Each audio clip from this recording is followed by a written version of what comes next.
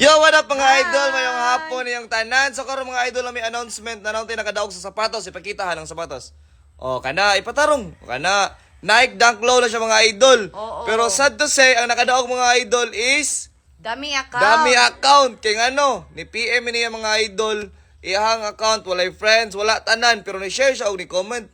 Pero ang pangan, Mary Jane, unya pagpadala na mo sa iyahang, pagpangayo na mo sa iyang details mga idol, Christy naman yung taon. Oy, unya, sa iyahang nakabutang dito, taga Dumaguete siya.